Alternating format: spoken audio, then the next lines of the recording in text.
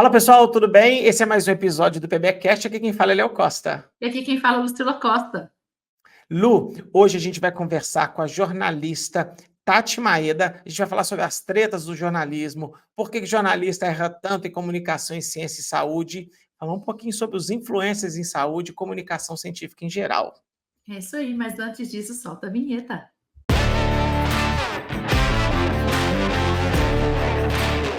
Fala pessoal, tudo bem? Aqui quem fala é Léo Costa e hoje a gente vai conversar com a maravilhosa Tati Maeda sobre um tema que me incomoda muito.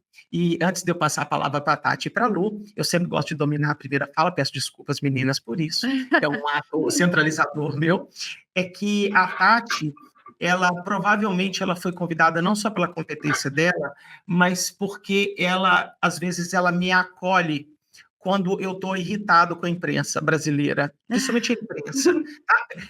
Hoje a comunicação está muito nas redes sociais, então muitas vezes a comunicação é via pessoa física, via canais de comunicação e tudo. Mas quanto é da grande imprensa, porque ao contrário do que as pessoas pensam, a grande imprensa, né, Lu, a rede aberta ainda atinge milhares, milhões de pessoas. É a maior via Então, cara, ainda, né? ainda é a maior via. Como que o filho da mãe falou aquela informação X? E aí eu meto o pau no canal sem dó nenhuma, e é de coração que eu faço, porque eu fico com raiva. Aí a primeira pessoa a aparecer no meu DM para comentar e tentar acalmar meu coração é a Tati. Então, a gente chamou a Tati para falar um pouquinho. E a segunda razão, Tati, de você estar aqui, é que a Lucila, ano passado, ela fez um treinamento sobre comunicação responsável no Instituto Serrapilheira, né? A Lu foi selecionada entre algumas influenciadoras digitais de ciência, e a Lu fez o treinamento lá. Eu acho que esse bate-papo, principalmente entre vocês duas, pode ser muito enriquecedor para a galera, tá bom? Tati, seja bem-vinda ao PBcast. Acho que muitas pessoas que seguem o PBcast devem te conhecer, mas se apresente, por favor, fala o que você faz, de onde você veio e para onde você quer ir. Que honra, primeiro, participar desse podcast que eu acompanho e recomendo muito para aquelas pessoas que me procuram muito em dúvida de como identificar, né, maneiras de entender notícias sobre saúde e ciência de uma maneira mais segura, né? Então, eu estou muito honrada de estar aqui, muito obrigada. Eu sou a Tati Maeda, sou publicitária, jornalista. Há 4 anos atrás, eu tomei uma decisão de ampliar e focar especificamente em ciência e saúde, então me especializei em jornalismo científico. Atuo com uma consultoria que também é focada em gestão de risco e crise, focada em todo tipo de marca, produto, serviço profissional. Então, para a demanda necessária, né, de se trabalhar nesse cenário, sou a mãe do Gabriel, um adolescente de 16 anos que também é um público que eu entendo que necessita muito, né, de mais conhecimento para usar essa interface digital com mais segurança e mais responsabilidade. E mais sobre mim, as pessoas conseguem encontrar na rede, vamos ao que interessa. Legal. Ô, Tati, explica um pouquinho. Não aguentei. É porque hoje eu li um pouquinho sobre você também. O que é que você chama de gestão de risco e crise? É tipo assim, o Léo está sendo cancelado, você me ajuda, é isso? Ou é como evitar ser cancelado? O que é isso? Tá. Quando a gente fala sobre posicionamento nas mídias sociais, por exemplo, ou em qualquer interface de comunicação, normalmente as pessoas lembram primeiro de como elas querem ser lembradas. Então, na minha experiência profissional, por exemplo, as pessoas ou as marcas chegam querendo, eu quero que todo mundo me reconheça, ou eu quero alcançar mais seguidores e tudo mais. Aí eu pergunto, e hoje, onde você está, né, nesse lugar de posicionamento? Então, qualquer trabalho, por exemplo, de posicionamento que eu adoto, acho que assim vai ficar mais simples de entender. Ele não começa colocando essa pessoa na luz antes de fazer um diagnóstico da presença atual da pessoa. E aí que vem essa parte da gestão de risco e crise. Porque posicionamento não é só você escolher estar brilhando necessariamente. As pessoas se confundem um pouco. O posicionamento diz respeito, inclusive, a quando, por alguma razão, você está passando um contexto crítico, que às vezes você nem está imaginando o que está acontecendo. Exatamente.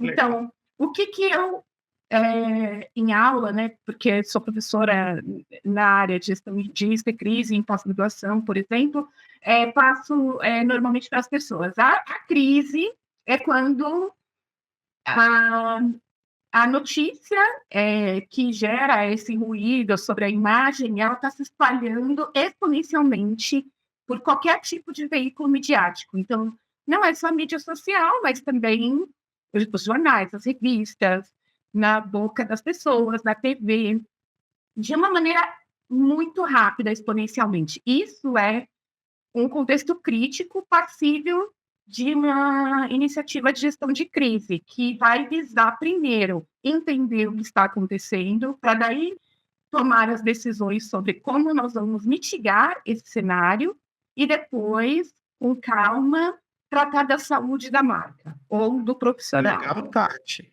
Isso seria um trabalho focado em gestão de crise, que pode ser, por exemplo, para ti, Léo, para mim mesma, para um produto, um serviço, uma startup.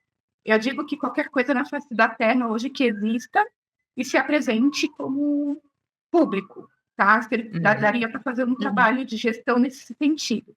E o que é gestão de risco? É o que eu, Tati, assim como de esperança, espero que daqui para frente as pessoas comecem a perceber. É possível, se você faz um provisionamento do que vai ser dito, e não é fantasiar o que vai ser dito, mas o que você quer dizer. Como será que as pessoas reagiriam a isso? Então, assim, provisionar certos cenários de risco para você, então, identificar maneiras de fazer essa exposição melhor. Eu costumo muito falar no meu perfil, ou no LinkedIn, ou no Instagram, seja lá como me posiciono, que normalmente não é o que você faz.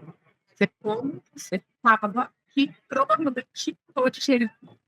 Então, a gestão de risco seria para um cenário de a pessoa que quer provisionar, prever cenários e mitigar que aconteça algo, e a gestão de crise já é mais pontual para resolver quando já acontece um problema. Muito legal, Tati. Isso é legal. Alô, vamos contratar serviço da Tati. Sabe o que é engraçado, Tati? Acho que pode ser até um início da nossa conversa, né, Lu? Quantas vezes, né, Lu, a gente já botou uma pauta pronta, fizemos um vídeo ou fizemos um texto, e às vezes, por exemplo, eu achei que ficou engraçado pra caramba, que ficou muito bom, e aí a minha gestora de risco chama Lucila, ela fala assim, Léo, você vai machucar 30% do país fazendo desse jeito, e a gente refaz. Aí depois eu falo assim, mas ficou merda do jeito que eu fiz para agradar os outros 30. Então nós já arquivamos ideias, já arquivamos vídeos. Olha o ponto, o Brasil está vivendo um momento tão louco assim na minha cabeça, que a gente criou uma comunidade de leitura de artigo científico, que a gente cobra das pessoas para entrar lá dentro. Porque parte dos conteúdos que lá estão, que são de saúde, de domínio de saúde coletiva, não podem ser ditos nas redes. São sensíveis não só para as redes, né, Léo, mas sensíveis para a população. Que mexe demais com as crenças e com as opiniões das pessoas, e são leituras puras da ciência disponível, e que nem o gestor da rede e as pessoas estão abertas o suficiente para ouvir. Desculpa, gente, tem um detalhe importante nessa coluna, que vocês estão passando pelo crivo de pessoas diversas da sociedade civil, digamos assim, que é a audiência, que ela conseguiu isso, mas quando dentro de uma mídia social, todas, e através de algoritmos, aquilo que vai aparecer, aquilo que vai aparecer menos ou mais, sobre aquilo que elas próprias, cada uma delas, acredita que seja certo ou errado. Então, acaba, às vezes, diminuindo o alcance de algo super relevante, ou entregando esse conteúdo direcionado para públicos que talvez não idealmente gostariam de vê-los e gerar uma impressão equivocada. Tem esse crivo também, que é um aspecto que eu costumo falar meio técnico, né? De como a comunicação na mídia, ela pode sofrer certos eu não gosto da palavra censura, mas um controle, um certo controle. Né? E saúde, gente, aqui, ó, eu vou tentar dar nome aos bois, tá? Por exemplo, a gente gravou um episódio maravilhoso no Setembro Amarelo, para não falar o que. Todo mundo sabe o que Setembro Amarelo significa. A gente gravou um episódio com a Fernanda Landeiro. Sabe, assim, cara, o tanto de gente que veio falar assim, cara, vocês são muito corajosos de botar isso nas plataformas e os cortes. Você lembra, Lu, disso? Aham. Fernanda Landeira é maravilhosa. Maravilhosa. A gente entrevistou, assim, a gente fez perguntas muito sérias sobre o assunto, porque o assunto não é uma brincadeira aquilo. E eu sei que no meio, nesse mesmo tema, tem gente que está ensinando como fazer. E aí é claro que a mídia tem problema disso. Então, nós vamos gravar um episódio daqui a 2 dias, Lu, que a pessoa que eu convidei falou assim, cara, você é o cara mais corajoso que eu conheço na internet. Eu falei, mal ele sabe que tem metade das coisas que eu quero falar, eu não falo. Tem muito assunto que está escrito na pauta que a gente pensa 3 vezes antes de falar. E é sobre saúde. Nós não queremos mitar, fazer polêmica de nada. Mas tem assuntos que envolvem, que conflitam com a religião, conflitam com o posicionamento político. Isso tem tudo a ver com comunicação, né, Tati? Assim, eu me sinto...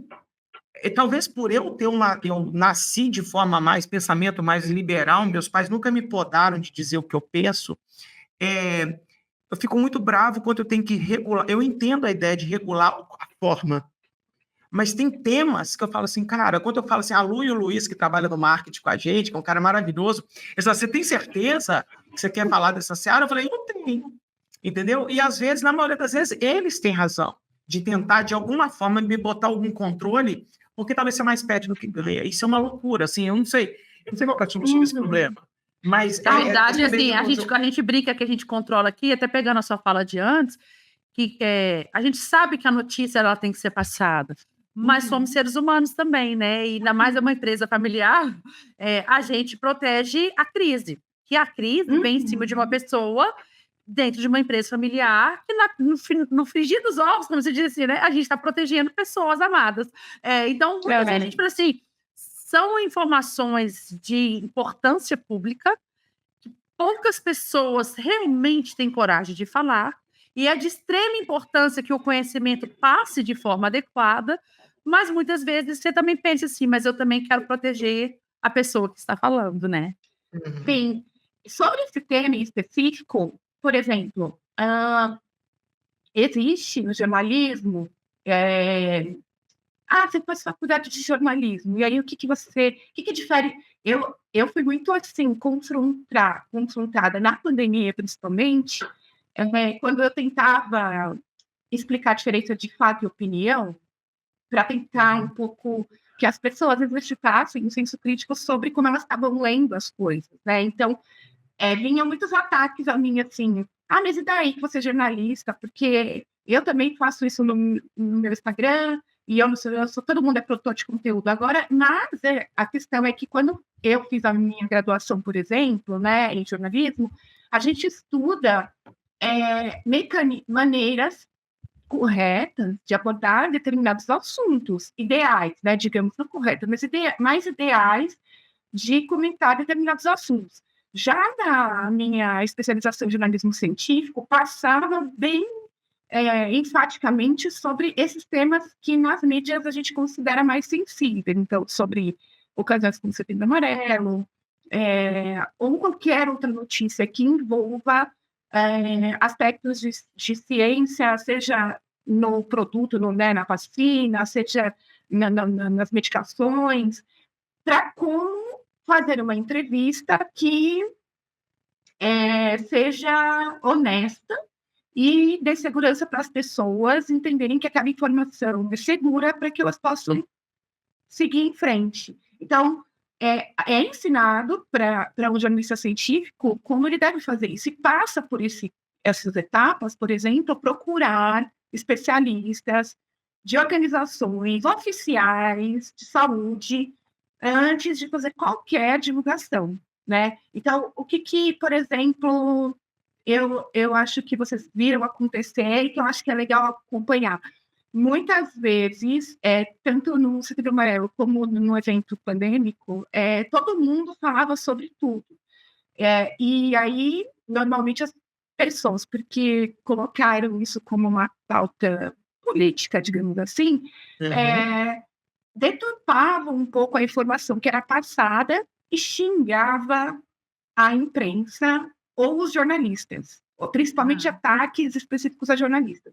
Exato. E aí que eu, muitas vezes, não somente conversando com o Léo, mas com outras pessoas que faziam um trabalho de divulgação científica muito bacana, né, conversava explicando que os meios de comunicação, os veículos, eles são compostos por jornalistas da base, que são quem vão lá fazer toda a entrevista, coletar dados, verificar. Mas quando isso vai para uma supervisão internamente, muitas vezes não é o que eu, jornalista, coloquei lá que vai sair. Então, assim, existem esses processos internos dentro desse ambiente midiático, eu vou dizendo da imprensa mais claramente, que às vezes desvirtua, infelizmente, essa coleta tão, assim, bem feita e tão bem estruturada de informações para comunicar ciência e saúde. Então, a gente, dentro do jornalismo, e aí falando de imprensa, ainda sofre mais essa pequena barreira, né, que é como eu faço para conseguir, como jornalista, que minha editoria ali vá com as informações todas completas necessárias, sem que haja nenhum conflito de interesse por parte de quem está divulgando.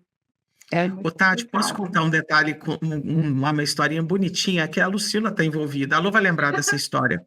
A Lu foi autora de 3 artigos da The Lancet alguns anos atrás. E, paralelamente ao trabalho científico, foi feito um trabalho de divulgação. Então, todos os autores, eles se uniram para escrever, para eles mesmos escreverem press releases, para ajudar a imprensa. E sim, todo mundo forçou a barra para que isso alcançasse o maior número de jornalistas possíveis em seus respectivos países. Na verdade, a gente conseguiu, através de verbas pessoais de cada pesquisador, todo mundo doou um pouco de verbas que a gente tinha para contratar um grande jornalista científico, que eu acho que, não sei se eu não me engano, ele era da Inglaterra, de algum lugar da Europa, e era um grande jornalista em relação a isso, que junto com toda a equipe de pesquisadores, fizemos as pautas de media release para ajudar a divulgar de forma semelhante no mundo inteiro. Então, quando o artigo foi publicado, todos nós, pesquisadores de diferentes línguas, que tinham pesquisadores do mundo em torno desse projeto, já haviam traduzido, checado, entrado em contato com o veículo, com jornalistas nacionais, e para tentar que a comunicação fosse a mais precisa possível, porque esses artigos nasceram com a ideia de quebrar mito, de educar a população de uma forma correta do que está acontecendo no cenário da Dolombar. Ô, Lu, mas sabe o que eu vou contar? Essa história foi muito legal. É que eu acabei sendo o Relações Públicas da Lucila, e a Lucila era a voz da conversa, porque a Lu chegou num ponto que ela não aguentava mais a entrevista. Né, Lu? E aí, na época, a equipe de jornalismo da nossa universidade, da Unicid, falou assim, o Léo é o contato e a Lu é quem vai falar, entendeu? E aí, teve um dia à noite, a Lu estava trabalhando e o diretor do Jornal Nacional me ligou, cara. Foi muito legal conversar com ele. E foi muito bacana ouvir ele. Ele falou assim, cara, eu amei. Ele falou, mas isso aqui é complexo demais, cara, é muita informação. E ele falou assim, deixa eu te explicar como é que funciona o Jornal Nacional. Cada entrevista, cada notícia, eu tenho 42 segundos para passar essa informação. E eu tenho que pegar a jornalista, eu tenho que pegar a pesquisadora, então nós vamos pegar a informação da Lu, nós vamos um jornalista lá entrevistar, nós vamos pegar 2 ou 3 cortes dela, nós vamos pegar um case de um paciente e nós vamos talvez pegar uma outra coisa. E ele falou assim, a chance da gente confundir mais do que esclarecer é enorme. Então eu tô te ligando para te agradecer, nós somos contactados, a gente discutiu aqui, a gente não vai colocar. Entendeu? Tanto é que a Lu depois foi pro Domingo Espetacular da Record, né? Num domingo. Aí já foi uma reportagem grande, de quase 3, 4 minutos. Que seria que o jornalista fez isso. Conversou com a Lu, conversou com outro cara, um reumatologista, um cara bacana, pegou um caso de um paciente, ficou muito bem montada a entrevista. A gente pode julgar se ficou perfeito ou não, né, Lu? Mas a mensagem que a gente queria que passasse foi passada. Eu morri de orgulho na época. E o jornalismo escrito foi muito legal, Paulo. Foi muito fiel a quase tudo. do que é dito, né? Então, a Lu saiu em todos os jornais do Brasil, né, Lu, naquela época. Eu acho que é mais fácil falar o que ela não apareceu do que ela apareceu. Mas foi bacana. Naquele dia eu vi um cara pé no chão. O cara abriu mão da notícia para não confundir a população. E eu tenho hora que eu acho que não há essa responsabilidade, entendeu? E aí você sabe muito bem das minhas dores, entendeu? Quando alguém começa a fazer, parece, e aí eu entendi muito o que você me disse, a ponta entre o artigo científico estar pronto e aquilo virar uma pauta de jornalismo, ela vira um telefone sem fio e ela vai talvez super simplificando. E eu tenho um primo meu que é jornalista, o Vinícius, ele é apresentador de TV em Belo Horizonte, tudo maravilhoso, meu primo, eu tenho um orgulho danado dele, que ele fala assim, qual que é a manchete? Ele é o cara que tá lá na ponta, ele fala, qual que é a manchete? Ele falou, essa manchete não nos interessa, então eu não vou... Eu falei, caralho, eu falo, porra, isso aqui é importante pra caralho. Ele falou assim, não, mas a manchete não é boa, o editor-chefe vai cortar. Ele já entendeu o jogo. Exato. Isso. Tem uma coisa que você estava falando, eu comecei a me recordar. Havia uma fala muito específica assim, vocês ficam criando notícia, jornalista criando notícia, era muito ataque nesse sentido. E eu pensava comigo, quando eu recebi essas espécies de ataque, gente, eu não crio notícia. Assim, eu não crio notícia. Eu sei, e aí eu vou falar, claro, eu sei que tem jornalistas e jornalistas, mas eu aqui sei sobre mim, por exemplo. Mas a gente apura, ou pelo menos todo jornalista deveria apurar fatos, buscar evidências, fazer um double check com especialistas da área. Isso que eu... Então, aquilo...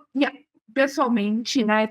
Você está lá tentando, vocês entendem isso perfeitamente. Estou tentando entrar um pouco a sociedade civil para não ficar tão refém das fake news. E além que você... Então, aí eu lembro de um dia... aí eu falei, Tati, não seja história de crise. Sim, eu perdi a paciência. E aí eu mesma resolvi, tipo, falei, olha só, sou jornalista. Não crio nada, eu crio, apuro. E aí fui descrevendo um pouco como era esse trabalho jornalístico. E qual que era a diferença, né, entre o trabalho jornalístico e de alguém que se baseia em opinião para falar. Eu lembro que eu recebi um recorde assim, de mensagens. Tem os ataques, mas também tem as pessoas que me conhecem, né? E aí aquilo foi um quentinho de impulso, né? Sobre por que a gente não desiste. Eu não sei se vocês passam por isso, mas eu vou desistir, eu não vou falar nada.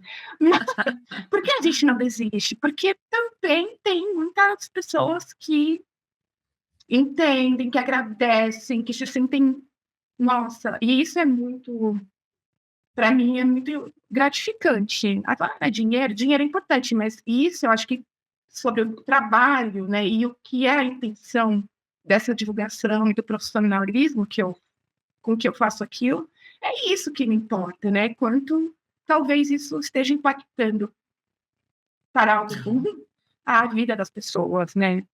Ô, Tati, vou fazer uma pergunta honesta, tá? 100% honesta, porque eu sempre tive vontade de entender isso.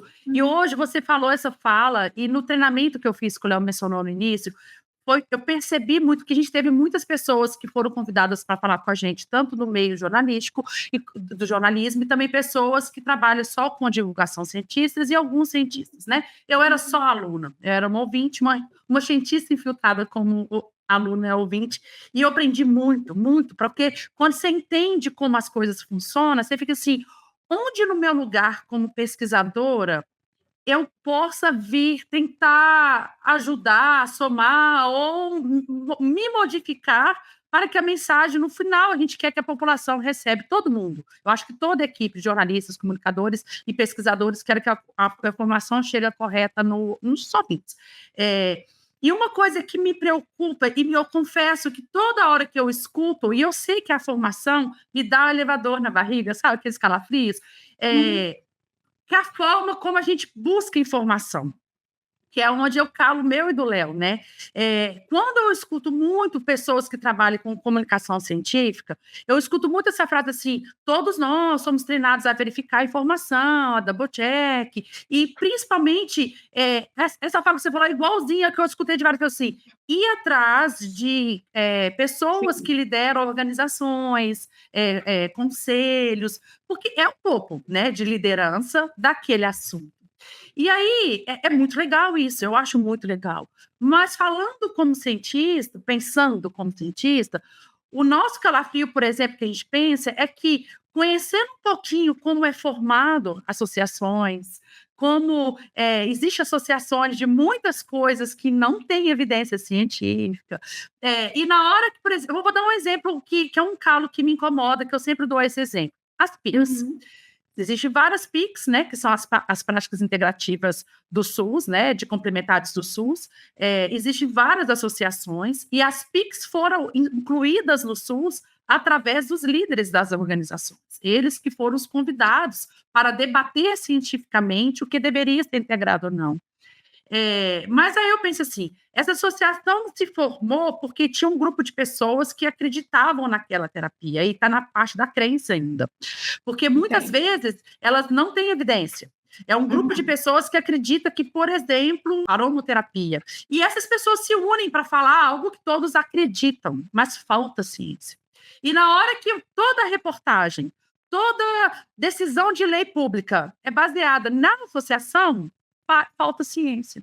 E me questiona como cientista, o pouco que se busca além disso. Não são todos, pelo amor de Deus. Mas como eu escutei de várias pessoas, eu fiquei pensando assim, talvez pode ser uma das pontas que muitas vezes informações não são checadas diretamente na fonte, que talvez é a própria evidência. Eu queria que a gente falasse um pouquinho de precisão dessas informações no cunho científico, que é a sua especialidade. Né? Sim.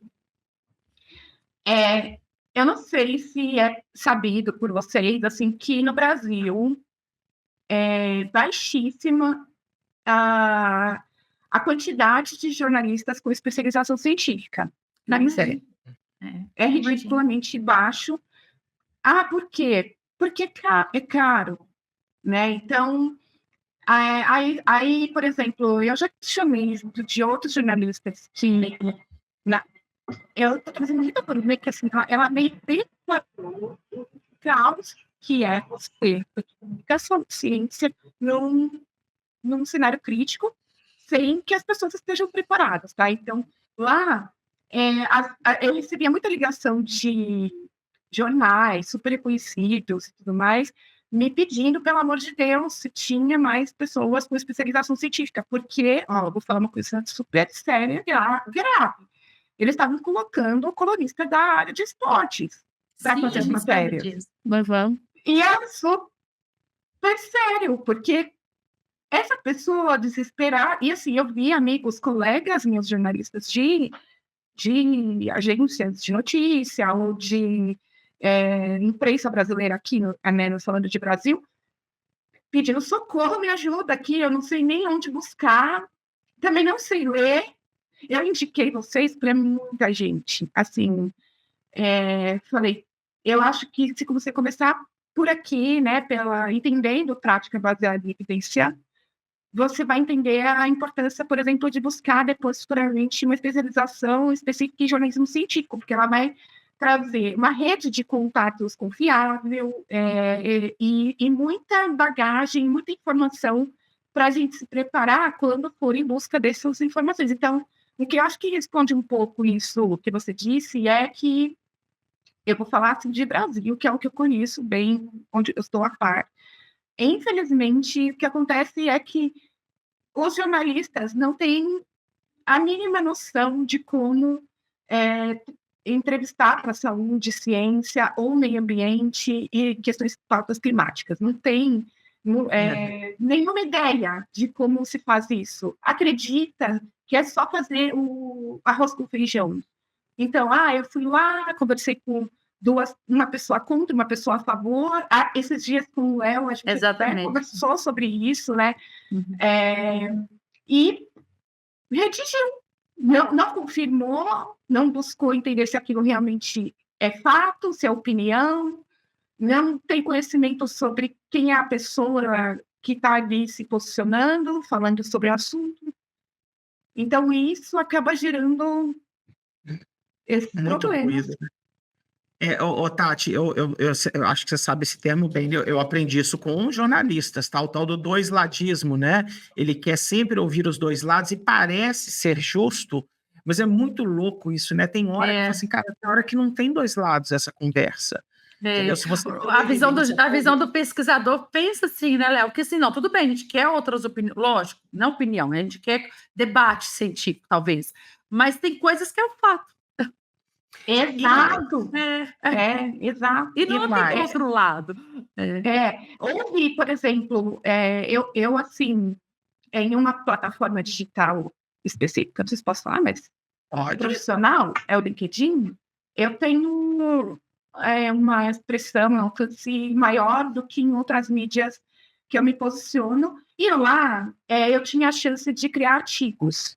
Então, era excelente, porque as pessoas que se conectavam estavam conectadas porque queriam ler o que eu podia escrever, e eu colocava lá, então, esses artigos para que alcançasse aquelas pessoas naquela plataforma, e que essas pessoas, a minha esperança, era que elas espalhassem isso por outros lugares também, ou mencionassem mais pessoas.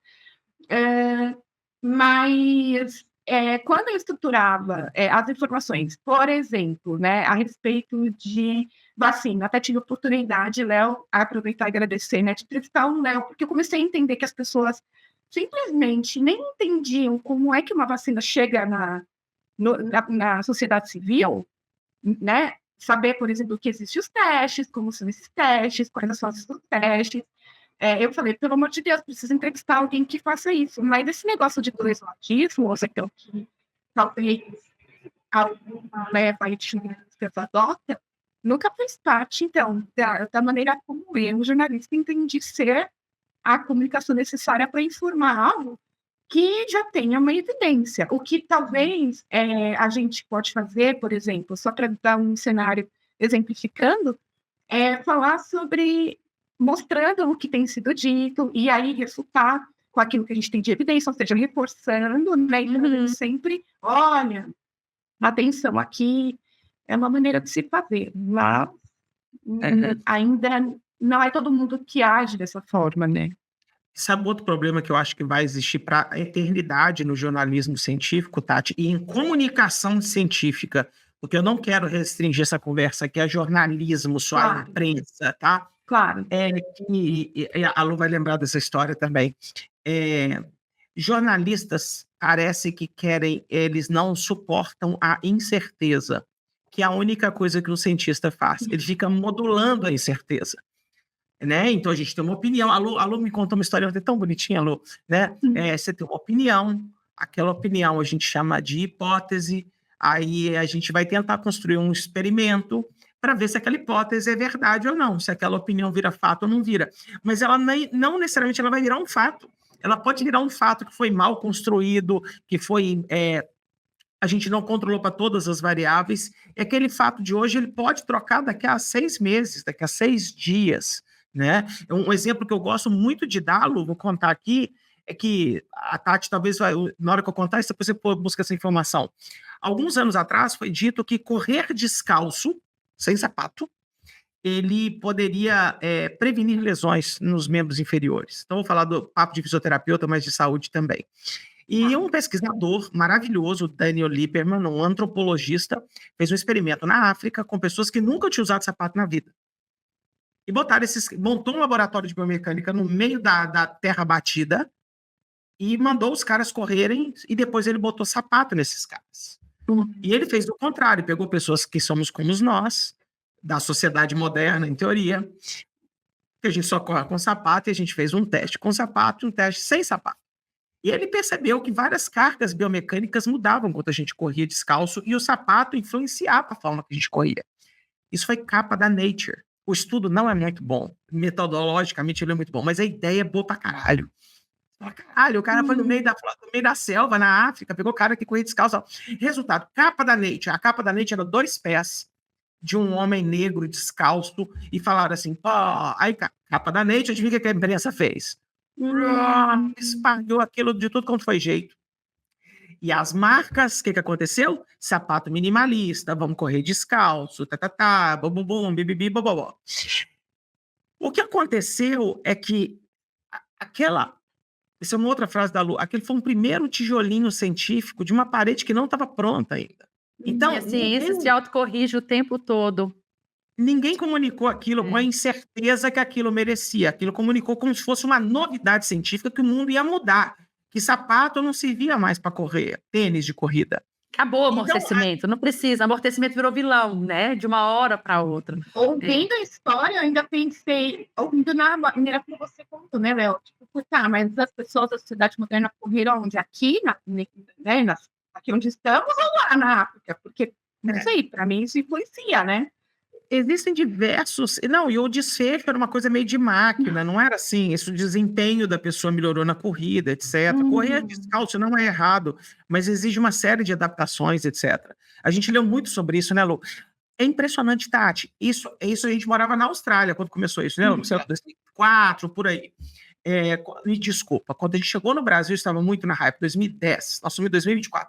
Hoje em dia, cara, o tal do barefoot running, ele quase que morreu, ele existe. Mas hoje o que se sabe é o que talvez de fato é verdade. Para algumas pessoas funciona, para a maioria não vai dar certo, não é bem assim. Então, assim, mas aonde eu quero chegar? É aceitar a incerteza. Aceitar a incerteza. Isso é diferente de eu conduzir um ensaio clínico de vacina com 45 mil pessoas e falar assim, cara, a gente testou um monte de gente, entendeu? Então, a incerteza ali, no caso da vacina, é menor, é muito menor do que no estudo com 6 corredores que corriam descalço, entendeu?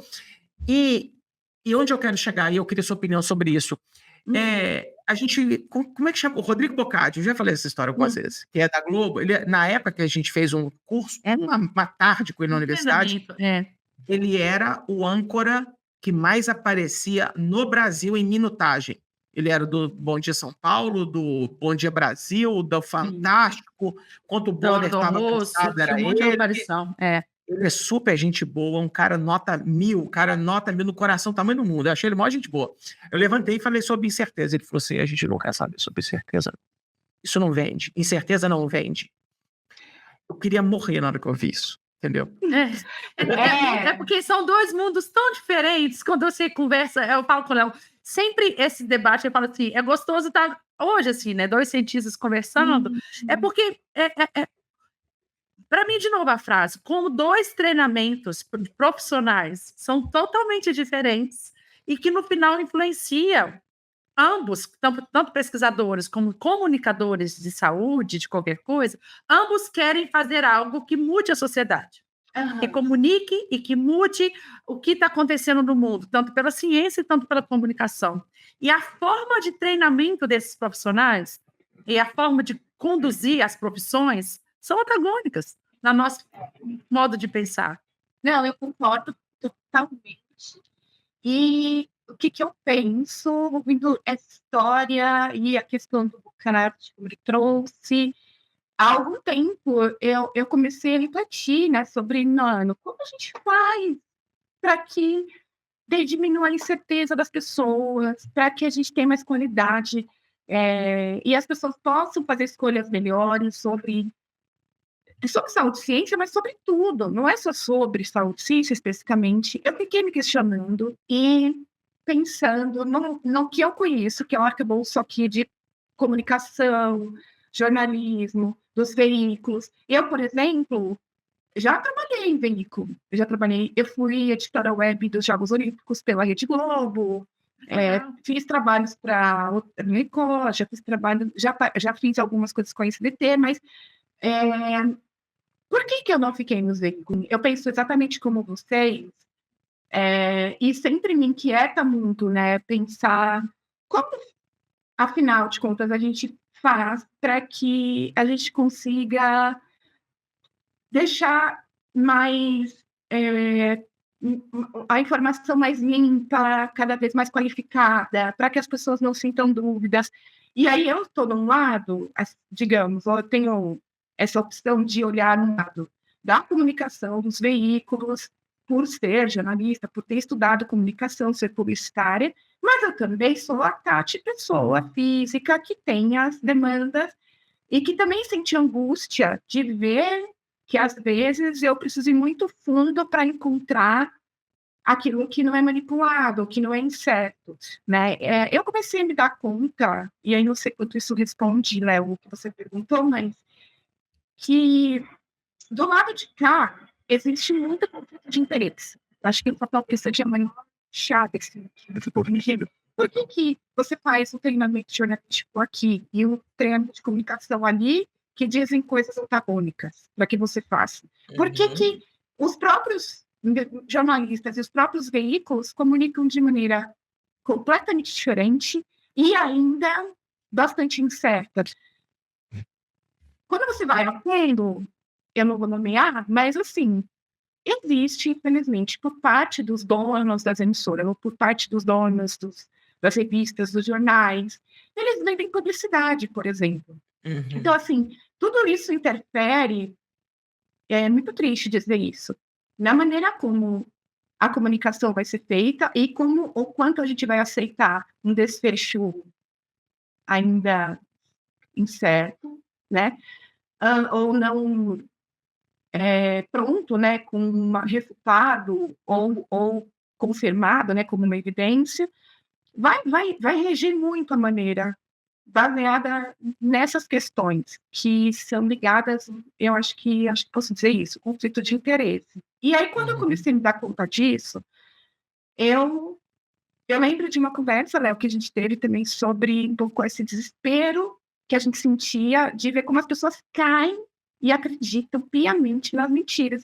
Eu lembro de ter falado isso que eu vou falar agora. Eu penso que é muito difícil, mas a maneira que a gente terá mais formas de garantir que as pessoas não caiam nessas coisas é letrando as pessoas. É que a sociedade civil queira se letrar para identificar, para aprender a verificar.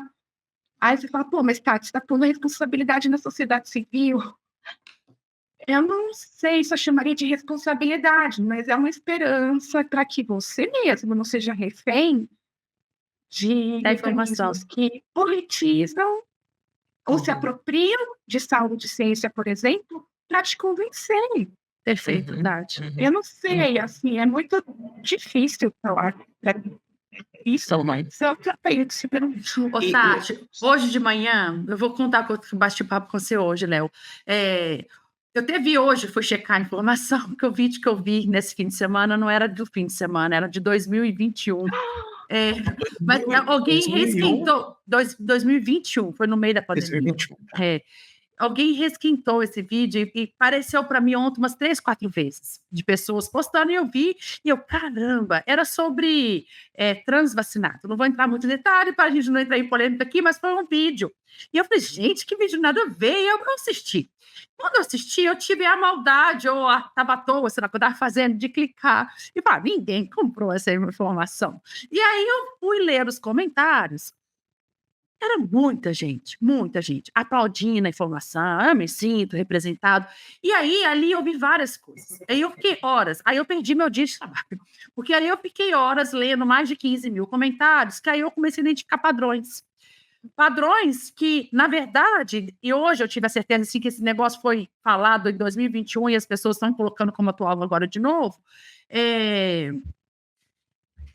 de que, e viam padrões assim, para algumas pessoas aquilo claramente não foi falado como inocência de uma menina de ser entrevistada, foi pensada cada palavra que foi dita naquela reportagem.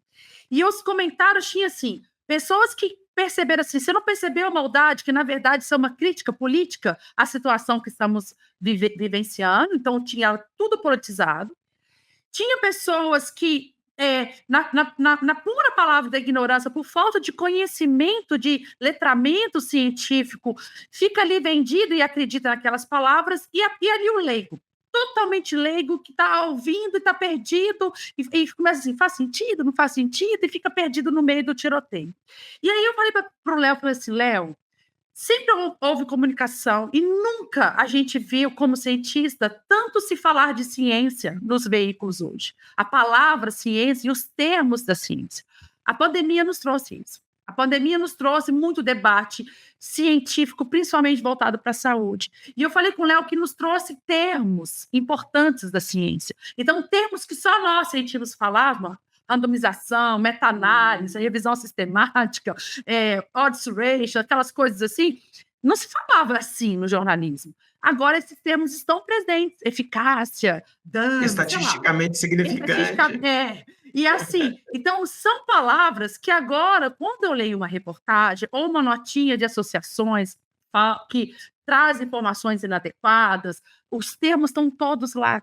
E aí que eu falei com o Léo assim, nós avançamos de hoje, de ter outras formas de comunicar, mas hoje eu percebo assim, existem pessoas que aprenderam os termos científicos e, infelizmente, usam de formas negativas, com contexto totalmente pensado para trazer uma desinformação, para viralizar e influenciar pessoas que não têm esse letramento, porque é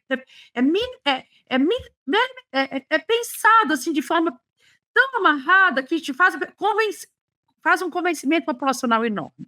Há no meio pessoas que não sabem, porque da mesma forma que você falou, de forma tão honesta, de falar assim, olha, Lu, infelizmente a minoria do jornalismo, dos jornalistas que têm formação de jornalismo científico, que é caro, e não foi aprendido isso na formação, é assim no meio da saúde também. As pessoas se chocam quando a gente fala que a maioria dos profissionais da saúde não aprenderam letramento científico para se atualizar. Então, é crítico também, que aí médicos, fisioterapeutas, nutricionistas e qualquer profissional da saúde vão falar os termos da ciência de forma inadequada, porque não sabe, não aprendeu também. E tem um lado que sabe, mas é a minoria. E que quando fala coisas que vão contra a crença das pessoas, que as pessoas não querem ouvir. E aí está um buraco para se falar e confundir ainda mais a população, porque os termos se misturam. Junta a fome com a vontade de comer, basicamente, né? Porque essas pessoas que estão ávidas por informação, sem ter noção de o que é fontes corretas, ou quem são as pessoas que vão trazer a melhor informação, com pessoas que vão se aproveitar desse desconhecimento para criar esse tipo de coisa, né? E, assim, a gente está falando bastante de ciência, saúde, e você tocou num assunto que me lembrou uma coisa importante. Como vocês sabem, a gente abriu aqui falando sobre posicionamento, né? A quantidade de pessoas que tomou decisão sobre o que fazer na época da pandemia, porque dizia, meu médico falou que é sobre como nós, no Brasil, temos uma... Ou tinha, eu acho que talvez um pouquinho está melhorando, não sei vocês, mas uma idealização muito sobre como o médico. Porque o médico... E quando a gente sabia que nem todo médico também é cientista, ficava um pouco desesperado com médicos indicando práticas sem qualquer evidência, e que, inclusive, poderiam causar um cenário crítico para a pessoa. Então, quando eu falei anteriormente que me dói falar isso, mas que é importante que cada vez mais a sociedade civil... letramento científico parece uma coisa muito assim, né? Mas aprender a diferenciar notícia de opinião, que é fato, usar o senso crítico, a se capacitar mais sobre esse olhar crítico, né? De não aceitar tudo como verdade, vai ajudar para tudo, é importante, porque se você não souber fazer isso, você também não sabe identificar quando o médico, que pela questão do posicionamento, como as pessoas idealizam, a médica pode te levar. Então, assim, a ciência de melhora, né? Muitas pessoas, muitos profissionais precisam melhorar, mas o jornalismo também. Mas a sociedade civil também precisa querer estar mais atenta para não se confundir. E a gente nunca foi treinado a questionar nesse nível, né, Mas sabe o que é muito louco, é antagônico? Eu já falei essa frase várias vezes, eu não sei se eu já falei isso no PBcast.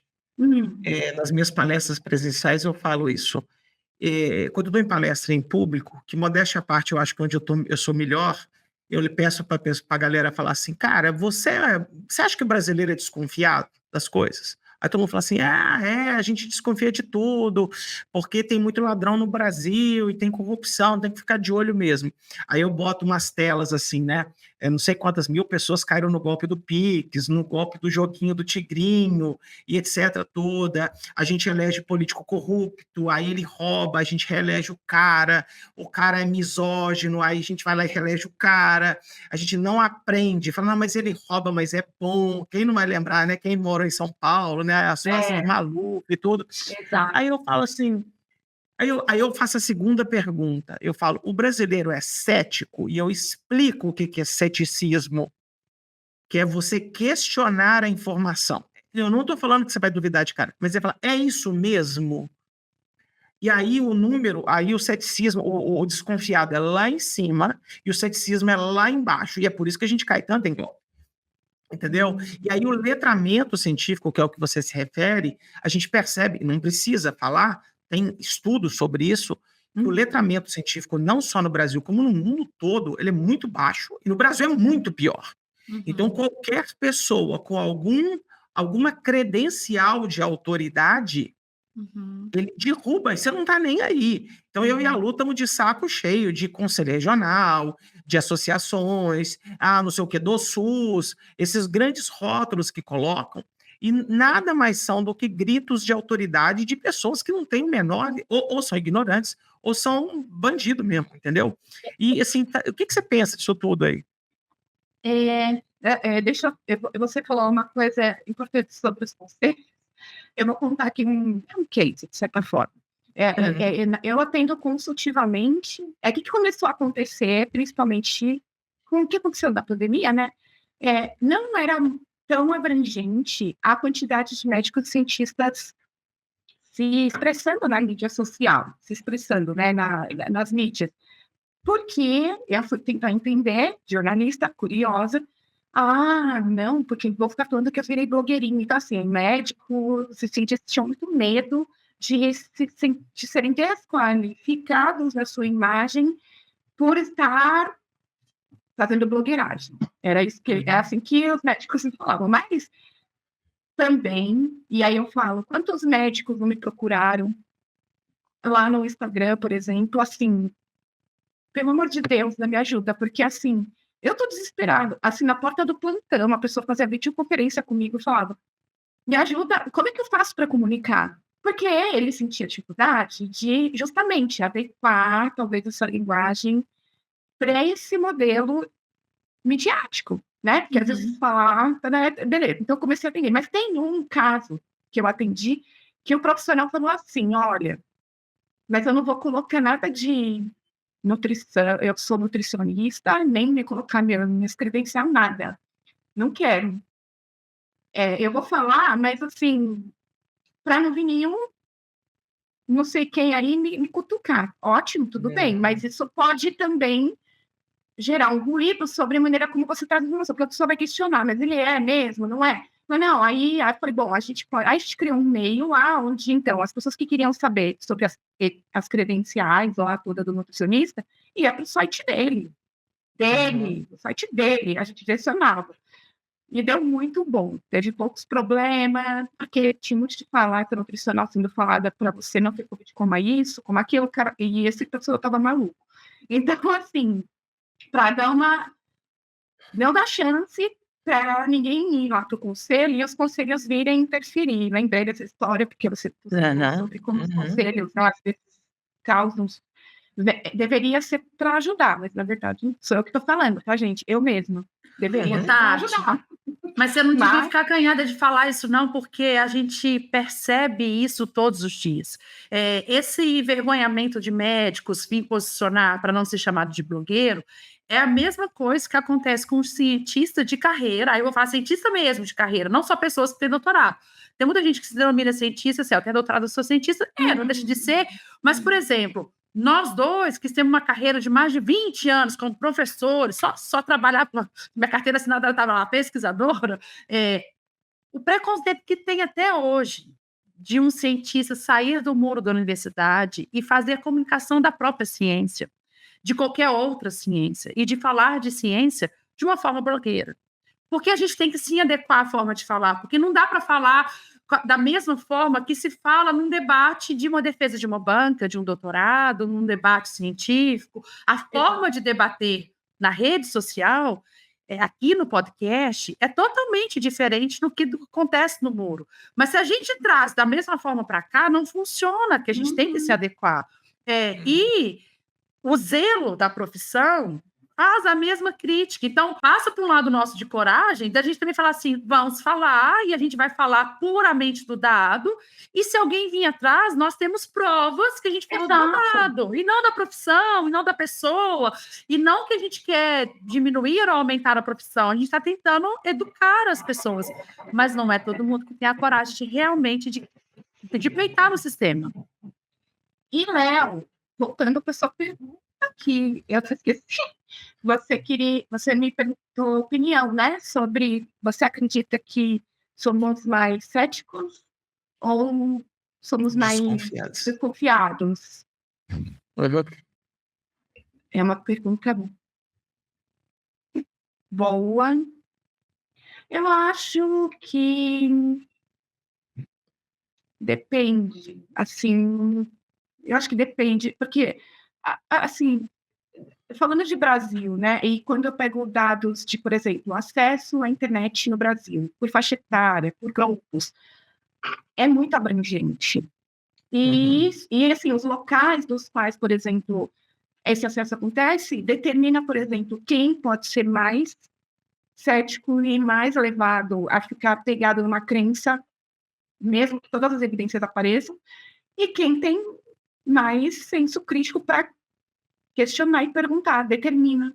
Então, é assim, com base em dados assim que do IBGE mesmo, que faz estudos sobre populações que usam a internet, não tem de 2024, mas tem de 2022, 2023, no Brasil inteiro, e acho que eu particularmente acho que ele depende muito de questões sociais, depende do acesso.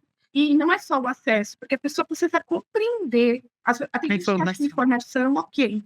Só informação não dá, porque você tem que saber se a pessoa consegue compreender aquilo que está sendo dito. Muita gente se engana. Eu vejo muitos debates, assim, sobre tal pessoa lá não se desenvolve porque tem tudo na internet. Como se informação basta assim, mas você tem que qualificar.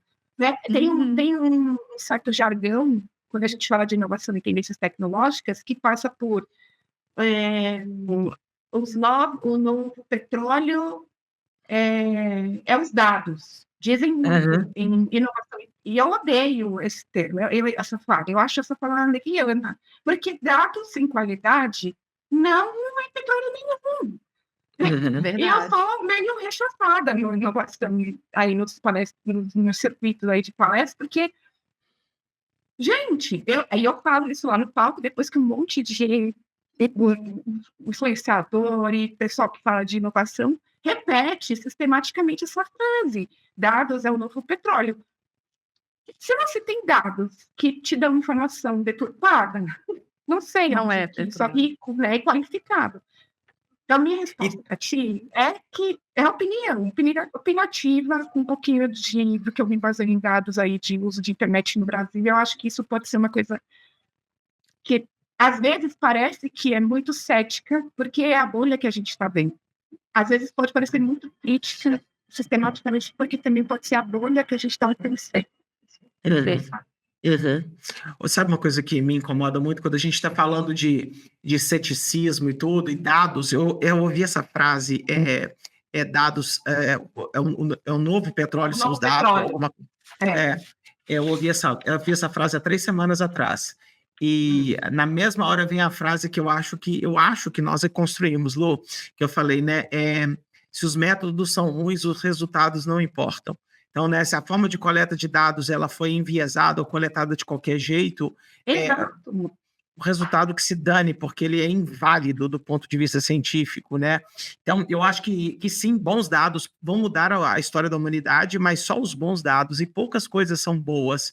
A informação, e, de novo, do ponto de vista científico, a gente tem muita incerteza. Muita incerteza. Ontem eu postei no Twitter, gente, sem brincadeira. Essa eu nem mostrei para você, Lu. Isso é uma revisão sistemática anteontem do nosso orientador de doutorado sobre o uso de opioides para dor aguda, qualquer dor, a não ser com câncer. E os opioides são 8% melhores do que placebo. É a droga mais utilizada para dor aguda no planeta Terra, é opioide. Aí eu coloquei no Twitter assim, eu só coloquei assim, opioides são miseravelmente melhores do que placebo para dor aguda. E aí, assim, todo mundo está estarrecido, porque o que nos foi ensinado, aí eu vou voltar um pouquinho no negócio da informação. Lembra, Lu, episódio 1 do PBcast com a Natália Pasternak, que é a nossa madrinha, ela falou assim, qual que é o grande dilema de ensino? Isso vai casar com o que a Tati está falando. É que nos foi dito que a Terra é redonda. Mas não foi dito como é que a gente descobriu que a Terra era redonda. Então, assim, a Terra é redonda, né? Para você saber a hipotenusa, você tem que saber os dois catetos. Aí ninguém demonstrou a fórmula. Então, você não consegue entender os porquês. O ensino no Brasil, ele é muito... E aí, professoral, e eu e a Lu somos professores, eu falo... Você aprende, você faz uma prova, você passa e acabou. Você não quer muito entender os porquês. Talvez os grandes colégios do Brasil, esses top, que todo mundo vai passar em medicina na USP, eles ensinam um pouco mais do que isso. Sabe? Uma coisa é falar que... um dia desse eu expliquei aqui em casa, a minha piscina, a gente tem um gerador de cloro. Aí minha mãe perguntou assim, mas como que gera cloro? Eu falei, não, eu jogo sal dentro da água. Ela, sal? Eu falei, não, mas sal é porque é NaCl e a água é H2O, ele vai juntar e vai formar uma molécula de cloro. Cara, foi a mesma coisa de eu falar grego para as pessoas. As pessoas não conseguem entender como é que o sal vai virar cloro misturado com água. E tem um aparelho lá que faz isso. Mas quem estudou química e gostava de química vai lembrar, mas ninguém vai entender a porra do negócio. Mas eu com a sauna dentro de piscina?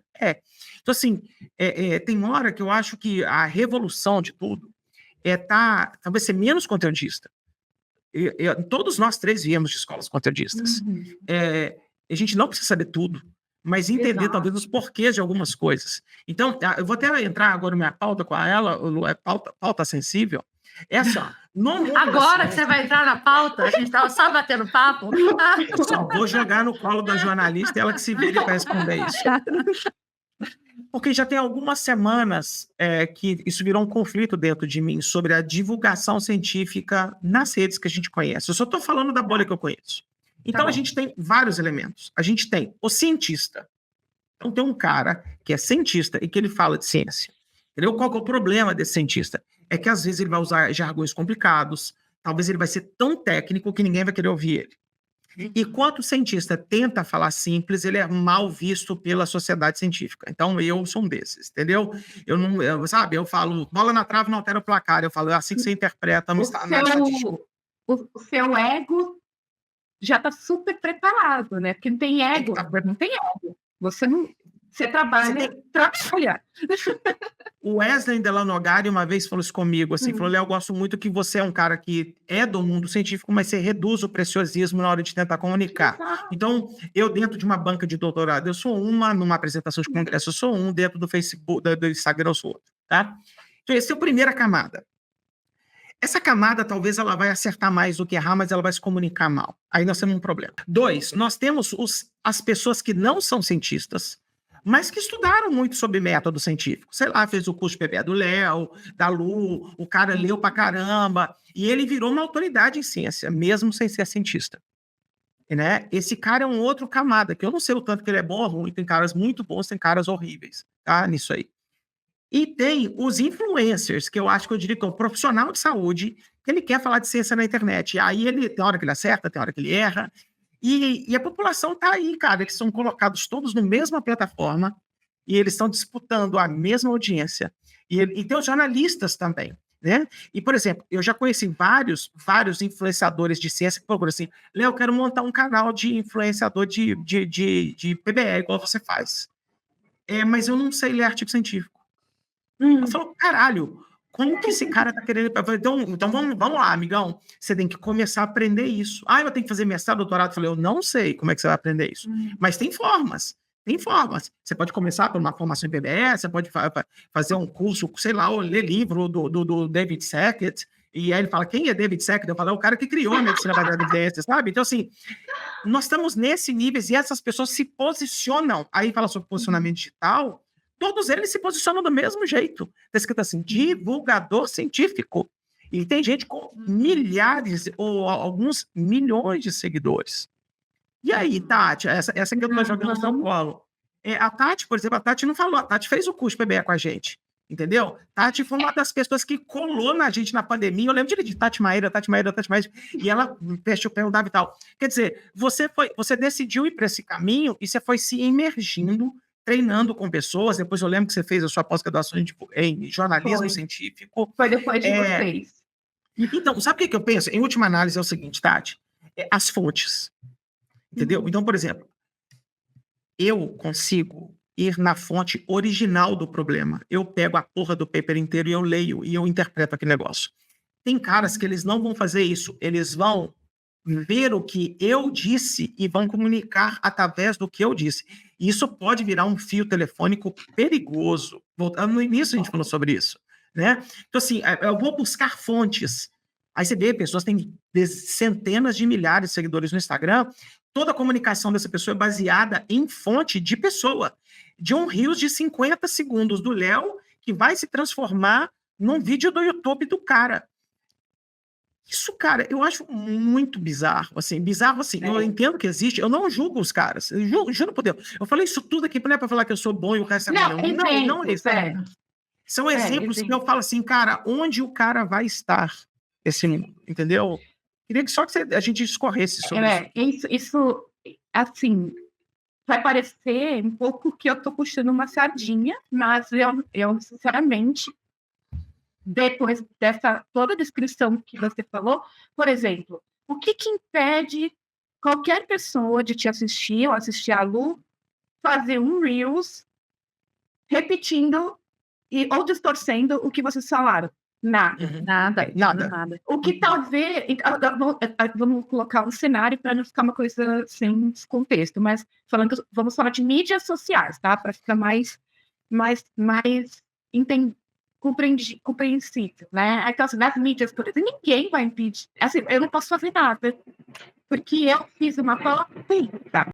Você deu abertura, liberdade de que as pessoas possam pegar o que você está falando, replicar, inclusive. Aí, o que eu faço, né? Então, tem muita gente pedir socorro sobre plágio para mim, né? Meu Deus, não sei o quê. Felizmente ou infelizmente, você vai poder fazer uma denúncia para a plataforma. Que, no primeiro momento, eu nem lembro se foi para ti, Léo, ou se foi para outro médico que eu falei esses dias, que estava questionando, eu denuncio, mas não derruba. Aí eles estavam explicando. Então, por exemplo, as mídias hoje, elas têm um mecanismo que é assim, a primeira oferecimento de denúncia não é feito por avaliação humana, é feita pelo robô. Então, assim, se não for exatamente, se na hora que você denuncia, não for exatamente, especificamente aquilo que você está atribuindo como o que está acontecendo, não vai cair. Aí, dependendo da plataforma, o que a pessoa pode fazer? Ela pode ter chance, eu vou falar do Instagram especificamente, ele fala assim, tá, então você quer falar que isso foi um erro? Especifique aqui. Aí, ela dá essa chance, e aí que é nessa camada que vai para um time de pessoas por trás da plataforma que vai fazer essa avaliação. Tá, eu dei esse exemplo só para falar o seguinte, assim, como fica tudo isso, né? Como que fica um lugar onde você não consegue garantir que a pessoa não vai fazer uso da sua fala e reproduzir, ou distorcer, ou usar... Né? Acaba colocando todo mundo sobre... Assim, eu costumo falar assim, se você escreve qualquer coisa na internet, você é uma pessoa pública. E tem gente que fala assim, eu não sou pessoa pública, que eu não sou atriz, eu não sou ator. Você é.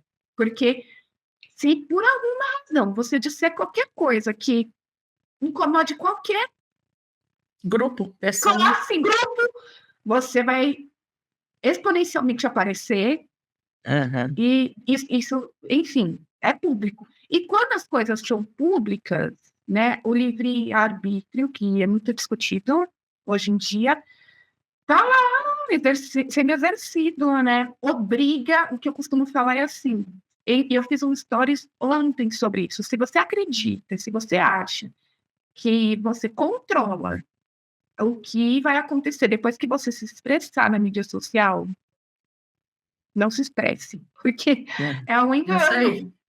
E a pessoa, e aí eu reforcei lá, e eu vou dizer aqui, você perguntou o que eu acho. Eu penso o seguinte: mas aí tem gente que alega, mas é privado. Eu estou privado. Se eu contar que a maior parte dos furos de imprensa, né, de fofoca, de tudo, e aleatório, estou falando de ciência e saúde, sai de prints de pessoas da família. Tipo assim, a pessoa era privada, a família printou, o amigo, o melhor amigo printou, gera um bafafá, gera notícia isso, inclusive. Ou seja, né, assim, é perigoso? Eu considero que, então, é risco. Sabe o livro lá do Taleb? A gente tem que viver num ponto assim, ou estamos vivendo num momento que ou você coloca a sua pele ali e sabe dos riscos, e quando você sabe dos riscos, você consegue gerenciar, que é isso que eu estava lembrando ontem no meu post. Ou você pode se posicionar se enganando, achando que está tudo bem, e pode estar sendo plagiado, pode estar sendo distorcido, sem saber que isso está acontecendo. Eu sei que é difícil, mas é super difícil. Mas te ouvindo, eu falo com o Léo assim, né? Depois que eu fiz essa formação com pessoas de comunicação ano passado, eu saí para o Léo falando que o tema que foi levantado no treinamento foi de comunicação responsável. Foi a mensagem que ficou no final, que todo mundo entendeu o que a gente estava fazendo ali como comunicação responsável, e isso foi muito legal. E aí eu falei com o Léo assim, Léo, o nosso grande missão da nossa empresa sempre foi ajudar as pessoas a comunicar de forma responsável. E é isso que você falou. Uma vez que você decide se posicionar, falar ou escrever algo sobre alguma coisa, basta cair na boca de alguém que isso vai por ali. E eu fico pensando assim, se você quer manter a sua reputação, se você quer que, se caso, né, caia de forma que viralize de forma boa, de forma positiva, porque você passou uma informação correta. Então, o que eu realmente falo com as pessoas, principalmente que é onde eu tenho mais lugar de fala, que são profissionais da saúde, se você decide vir comunicar, cheque a informação para comunicar. E comunique de forma verdadeira. Exato. Você tem que saber, assim, ó, em presença digital, quando a gente fala de presença digital, a presença digital acontece quando 3 coisas são feitas. Então, a primeira a gente fala posicionamento, ou eu falo, né, nas aulas. O que é posicionamento? Você vai falar, saiba do que você está falando. Perfeito. Verifique, pesquise, tenha autoridade que vai te projetar para o que você quer, não te levar num risco, né? Então, assim, se posicione sobre o que você quer dizer. E posicionamento também é saber escolher as broncas. Porque ninguém precisa falar sobre tudo. E, infelizmente, a gente está vivendo um tempo que... Então, posicionar é sobre discutir bem. Porque também você está dentro e como você está levando certas coisas. Você não tem opinião sobre aquilo, eu não quero expor, ninguém é obrigado, né? Então, posicionamento é importante. Segundo, para a mídia social, presença digital, né? Cadência. As pessoas confundem muito quantidade com qualidade, e não é assim. Cadência, por quê? Porque os algoritmos, eles vão acompanhar a frequência na qual você compartilha. Porque tem gente que fala, tem que publicar todo dia. Eu tenho um lema, ninguém tem que nada. Ninguém tem que nada. No digital, então, mas é cadência. Você pode, nas minhas consultorias, quando eu atendo os profissionais, eu pergunto. Normalmente, quando é profissional liberal, ele não tem recurso para ter uma agência. Então, ele vem, faz a consultoria comigo e ele mesmo vai operacionar. Então, eu ferramento ele. E eu digo, quanto você consegue por semana? Aí a pessoa fala, 1, 2, pronto. Esta é a tua cadência, escolha o dia, procure fazer. Não deu um dia. Não, gente, isso vai educar o seu algoritmo no seu tempo e vai crescendo aos poucos. E, por fim, relacionamento. Que entra um pouco essa gestão.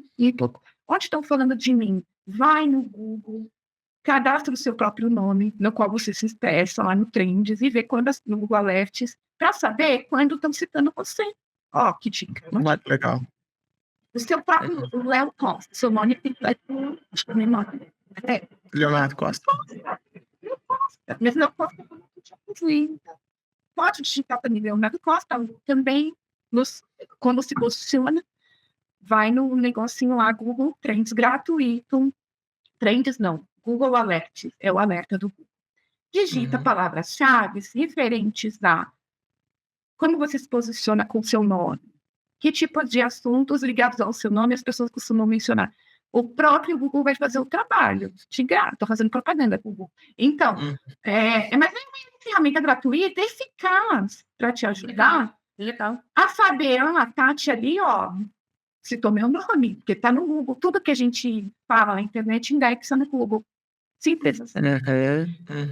Não sei se estou indo mais muito além do que a gente estava falando, mas assim, esse tripé de posicionamento, né, de presença digital é mega importante. Relacionamento, vocês vão falar, Ana, eu percebo porque eu sou fiel escudeira. Eu estou lá sempre assistindo as 3 primeiras aulas inaugurais do curso de PBE. Já vi 20 vezes, continuo lá. E vejo como as pessoas conversam, que não sei quem é, mas tem alguém lá que está conversando com as pessoas no chat, que não deixa sem resposta. Eu acompanho vocês 2 no Instagram, interagem com as pessoas que estão lá perguntando, vai no inbox. Aí dá trabalho? Dá. Dá muito. Mas, às vezes, eu oriento para quem tem algumas pessoas que eu gerencio, né? Eu atendo muito médico, muito mesmo, em gerenciamento de mídias sociais, que tem um volume, acho que vocês também devem ter, muito grande de interações. Então, a gente dá um coraçãozinho, uma reaçãozinha, e vamos que é isso. Então, isso ajuda o profissional a ter um mínimo resguardo de que quando ele está se posicionando, ele está fazendo o dele muito bem. Eu falo assim, você quer te posicionar? Deixa eu te fazer uma pergunta. Aí o médico fala o quê? Você banca o rolê? Você banca, porque quando a gente se expressa, a gente tem que estar aberto a entender, não é aceitar, mas entender que pode ser uma vitrine que vai te trazer muitas coisas, né? Mas tem positivas e negativas. Eu não preciso esconder isso de ninguém. Há 2 ou 3 semanas atrás, o meu amigo, cara, quando ele era pequenininho, ele era meu amigo já, então eu posso falar isso dele, o Wesley Delanogari, ele colocou um corte no podcast dele com o André Bach, que é nosso amigo em comum, que era sobre vacina, né? E o Wesley me mandou uma mensagem desesperada, assim, não que ele estava apavorado, nunca tinha acontecido isso com ele. Eu falei assim, bem-vindo à vida de Léo Costa, né? Porque eu já tive esses rolês assim muito e tal. E sabe o que é o mais engraçado? Já teve ou tem todo dia? Mas o impacto, o tamanho do meteoro que cai do lado de cá é menor do que cai do lado de lá. Talvez tanto que a gente já se posicionou sobre os temas, todas as tribos já me atacaram, sabe? Aromaterapeutas, homeopatas, antivacina, ozonoterapeuta. Quando eu falo que o teste do... cara, não, mesmo assim, quando eu chego e falo assim, cara, o Novembro Azul devia acabar porque os rastreios de câncer de próstata, aí vem os urologistas, aí a gente brinca muito assim, a entrada e saída de seguidores na minha página, Tati, é uma coisa enlouquecedora. Porque o cara entra encantado por um post que eu faço e na semana seguinte eu faço um post que ele vai ficar altamente decepcionado comigo. E o ramo vai na ferida dele, né? Porque ciência não é bom só quando convém, né? Então, falar de ciência, Porque, por exemplo, eu tenho uma trupe fanática. Eu amo tênis, eu amo o Cruzeiro Esporte Clube. Ali eu tô dentro de uma seita. Quando eu tô falando de ciência, a ciência tá nem aí para a opinião dos outros. E pelo E Coca contrário, Zero também. Coca Zero, entendeu? CrossFit, não pode falar mal dessas coisas. Mas assim, você concorda que é engraçado assim, eu, por exemplo, eu sou super amigo da galera do low carb. Super, do Dr. Souto, da Lara, de todo mundo. Teve uma vez que eu botei lá uma revisão sistemática, mostrou que low carb não é superior a outras dietas. Os caras, como assim? Eu falei, como assim, como? Eu não tenho compromisso com a galera do low carb, ou do high carb, ou do no carb, eu não tô nem aí. Eu tenho aí é que com meus seguidores, eles esperam que a gente vai falar das últimas revisões sistemáticas da Cochrane, porque não é possível que eu agora vou falar mal dela. Nós tivemos uma polêmica das máscaras, né, Lu? Que a gente talvez foi o único canal que se posicionou, falou, olha, cara, não era o que a gente imaginava, entendeu? Então, assim, é uma coisa que eu acho que a galera devia pensar, uma dica do Léo agora, para quem quer falar de ciência, não tenha medo de voltar atrás, porque o cientista não deveria ter medo de voltar atrás. Ou mesmo... Aliás, é um ciclo, né? A ciência, ela foi feita para voltar atrás. Ela foi feita, é isso que eu estava falando no início, assim, porque as pessoas confundem muito, assim, mas eu estou presa com uma observação minha aqui do consultório, ou uma crença, qualquer coisa que eu observo que aquela é a verdade, mas para ir para o mundo da ciência, essa observação ela tem que virar uma pergunta, que essa pergunta vira uma hipótese, que ela é testada e que muitas vezes esse teste pode ser feito de mal feito, ou de forma correta, ou não conclusiva. A gente sempre, uma pesquisa gera novas perguntas que geram novas observações e esse ciclo nunca finaliza. E a ciência não tem o papel de finalizar, ela nem quer, porque ela tem que se autocorrigir o tempo todo. Isso é ciência, é diferente de opinião. Isso que você falou me lembrou uma coisa que eu estou fazendo, que eu vou revelar aqui publicamente a primeira vez. É sobre a maneira como a imprensa divulga as suas manchetes nas mídias sociais. Eu penso que isso é uma coisa gravíssima, de várias coisas graves que a gente falou aqui, porque a televisão se pauta hoje pelo que sai na mídia social, inclusive, tá? Então, assim, o que sai no jornal... muitas vezes eu assisti... Eu não tenho mais TV, mas assim, eu aboli da minha vida. Mas assisti jornal e pensei, eu estou tendo um déjà vu. E aí eu me dava conta de que é porque eu tinha visto tudo na mídia social já. Então, assim, é muito problemático. E aí eu tenho feito eu sou jornalista independente, né? Não estou em veículo algum. E faço os meus estudos baseados nas dúvidas que eu tenho, as hipóteses e tudo aí. Então, eu estou coletando sistematicamente todos os dias. E, infelizmente, não faz falta tipo manchetes de post, né? Como cada veículo jornalístico coloca as informações. E você falando sobre essa questão, o que é a ciência, né? A ciência não é a certeza, a ciência é a que vai, encontra uma hipótese, testa, refuta ou encontra uma evidência, e aí vem outra hipótese, e aí você faz de novo. Quer dizer, era horrível. Assim, era um post de um veículo bem famoso que falava assim, meu filho morreu por uso de depressivo. Era bem assim escrito. E aí, a legenda, que também não era melhor, ninguém lê. Porque grita, né? Depressivo e tal. E aí tem outras. Teve uma agora que eu peguei agora há pouco cedo, mas assim, todo relacionado a remédio ou saúde mental, meio deturpando coisas, né? Então, e aí eu fiz eu estava angustiada, eu quero no final, né, de um ano, fazer uma avaliação e tudo, mas eu não aguentei, e uns dias atrás, eu fiz um post falando, pessoas, por favor, assim, bem grande, nada característico de como eu costumo fazer as legendas das minhas publicações, porque achava muito fácil. Mas para quem já acompanha o paciente tem oportunidade, que somos já gritou nos olhos. E aí eu descrevi como deveria ser, ou sugestionei como poderia ser essas chamadas legítimas, sem pegadinha, sem deixar você que toma remédio se achando o pior ou achando que você vai morrer. Nunca recebi tanto inbox na minha vida. É isso. Assim, de gente que falou, nossa, eu já ia falar com a minha médica, ou obrigada, eu estava aqui preocupada. E eu não aguentei escrever para essa mídia em específico, particularmente mesmo, não sei se leram, mas fiz minha parte, falando que de serviço imenso, que é isso, no país onde tanta gente, né, sofre de questões mentais, não tem acesso. E aí, quando tem acesso, que falta de responsabilidade, né? Eu denunciei também, porque eu acho leviano, enfim. Aí, a gente sabe quando você tenta fazer a sua parte um pouco para tentar que mais pessoas não caiam.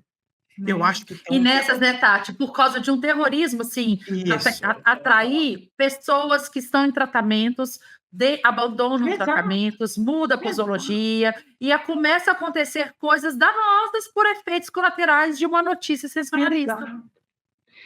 Então, assim, o que a gente está dizendo, a gente está comentando sobre comunicação, ciência e saúde, mas é maior do que isso, porque gera consequências sérias, graves.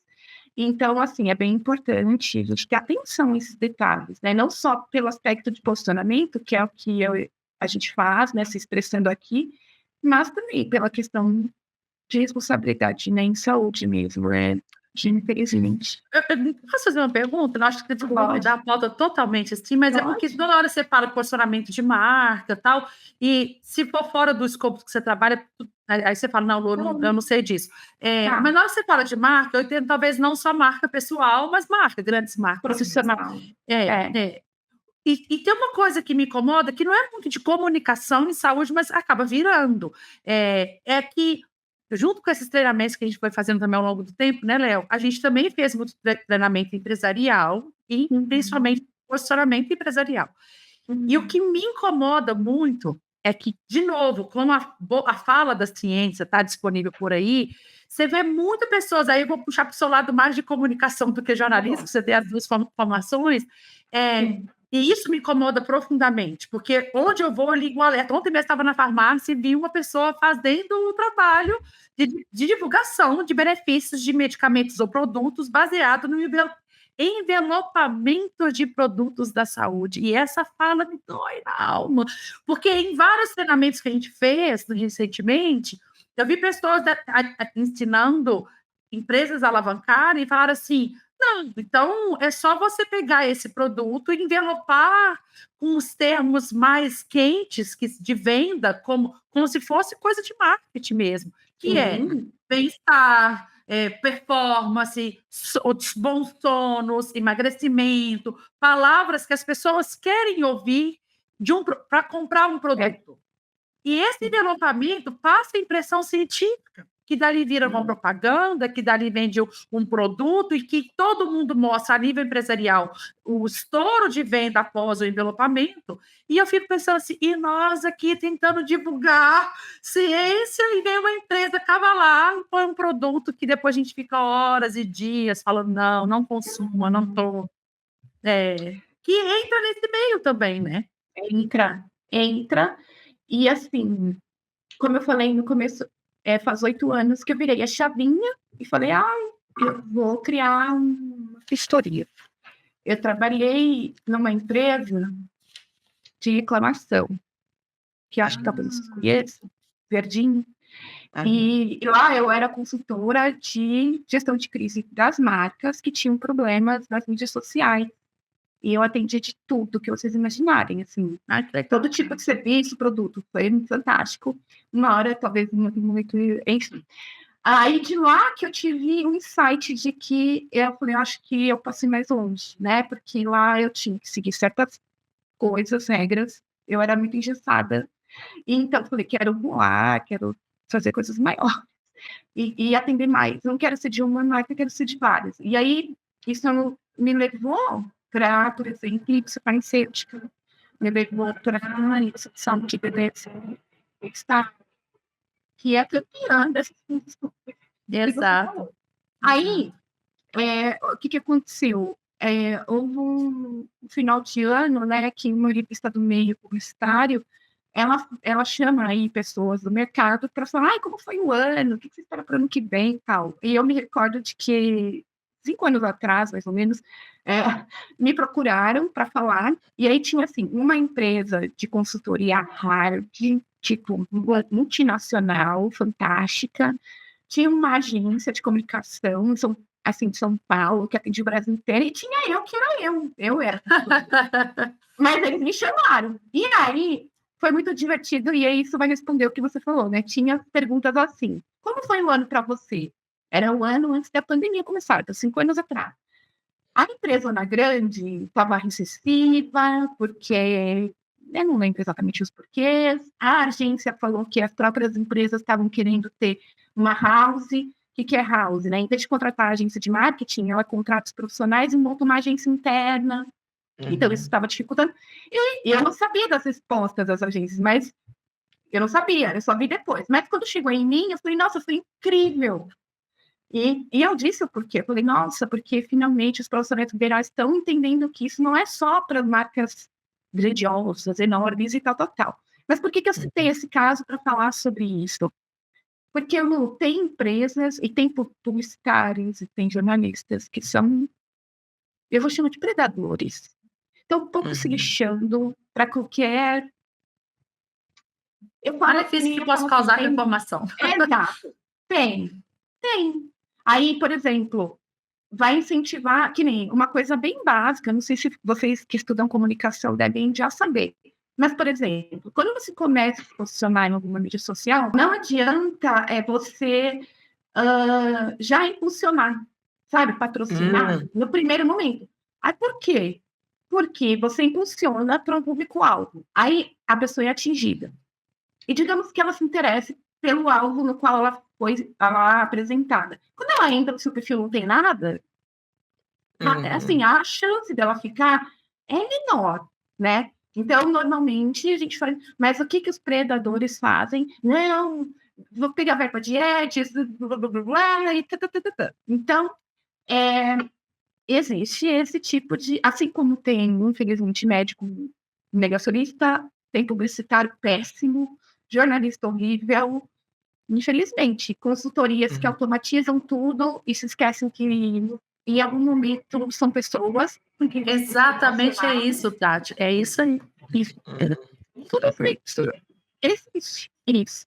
Essa foi a percepção nossa de 2 cientistas no meio do meio empresarial, tentando falar sobre esse assunto, que a gente olhou e falou assim, vocês estão pensando em empresa, em números, em coisas que têm que ser pensadas em meio empresarial, e não pensaram nas pessoas, na ponta de quem vai receber e consumir. Na hora que eu falei o exemplo da farmácia ontem, que você falou que o mundo da beleza é o lugar que mais tem, é exatamente isso. Eu estava comprando um medicamento para o meu filho e enquanto a moça me atendia, tinha uma outra atendente, a mulher entrou assim, eu preciso de alguma vitamina para o meu cabelo. O que você me sugere? E lá na frente da farmácia, ele deu uma aula. E não foi uma consulta.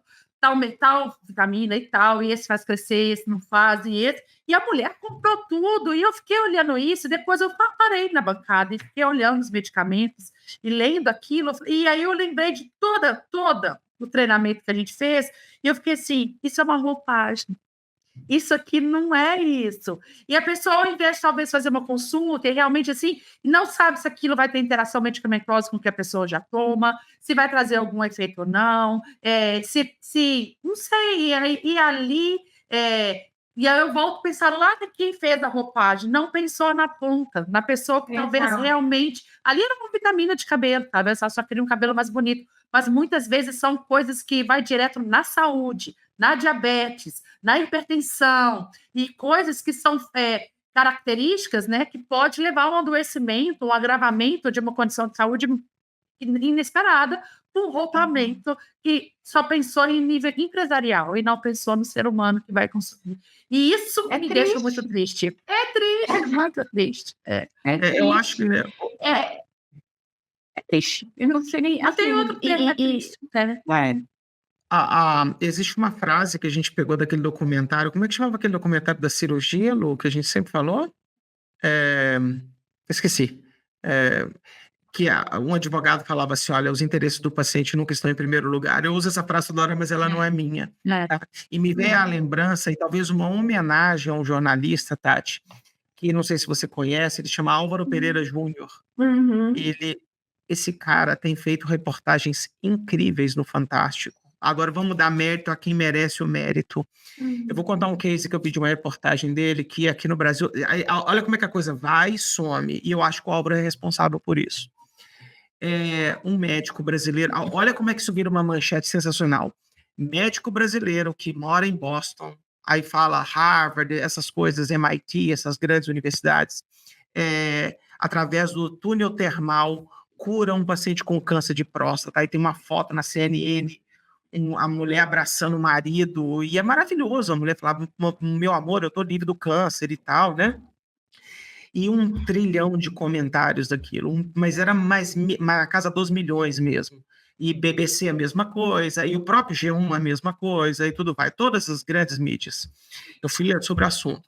Eu não citei nenhum veículo, o Léo citou todos. Todos. De uma fala única. Obrigada, Léo. Obrigado, valeu. Aí, basicamente, a gente foi ler sobre o assunto, era um caso clínico de um caso publicado num congresso. E eu fiz um post sobre o assunto, eu fiz comentário em todas as coisas. Claro que a galera me deu porrada, falou, você não está sendo sensível à cura do cara. Eu falei, claro que eu estou sensível à cura do cara. O que eu estou sensível é que muita gente vai pagar milhões para ir para os Estados Unidos para fazer esse tratamento experimental desse cara.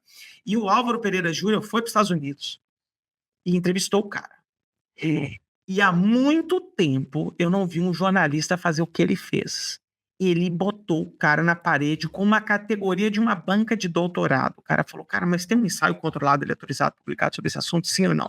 Aí o cara conversou e falou assim, doutor, eu preciso saber, o senhor tem algum estudo em andamento, pelo menos? Não, não tem. Então quer dizer que não tem evidência que isso funciona. Aí ele explica tudo. O senhor falou que isso também cura Parkinson. E aí isso aqui, você não tem nenhum caso clínico, né? Não. Aí, sabe, o cara foi murchando na entrevista. Mas numa categoria científica e profissional, assim. E aí, depois, eu acho que a Lu que me mostrou isso, eu fui ver no YouTube esse vídeo desse cara, até depois eu mexi com ele, eu não sabia o nome dele de cor. Eu fui no Twitter agora que eu mandei um agradecimento para ele só mandou, muito obrigado, fico muito lisonjeado que você gostou do meu trabalho e tal. E eu vi que ele está fazendo um monte de reportagens. Eu falei, que legal. Eu não sei se ele decidiu buscar essas pautas sozinhos, e a Rede Globo bancando e colocar ele, ou a Globo, de fato, está buscando algumas grandes informações de alguns cases específicos. Vai saber, eu não me importo. Mas o que me importa é que o jornalista foi lá, cara. Porque eu vou contar um outro case aqui meu. Nós temos um caso dentro da Universidade de São Paulo, onde eu trabalho, que um cara vendeu uma casa para fazer uma cirurgia de coluna. E ele chegou numa cadeira de roda para mim. E com 5 minutos de conversa, eu não entendia nada do assunto. Eu falei, gente, isso aqui está me parecendo uma síndrome pós-pólio. Porque ele falou que ele tinha poliomielite na infância. E ele desenvolveu uma síndrome pós-pólio, que basicamente se caracteriza por uma fraqueza dos membros inferiores, e o cara vai perdendo a capacidade de marcha. E os médicos fizeram a ressonância magnética, falou, tem uma hernia discal aqui, vamos operar, deu errado, fizeram outro. O cara vendeu tudo que ele tem na vida dele.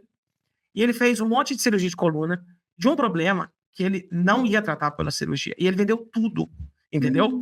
E várias pessoas vão vender tudo.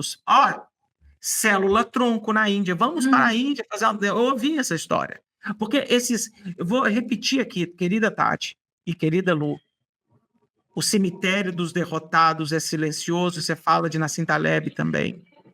As pessoas que são vítimas desses profissionais, que eu não sei se o cara fez de má fé, ou se ele prescreveu uma coisa de boa fé, mas que não funcionou, eles não reclamam.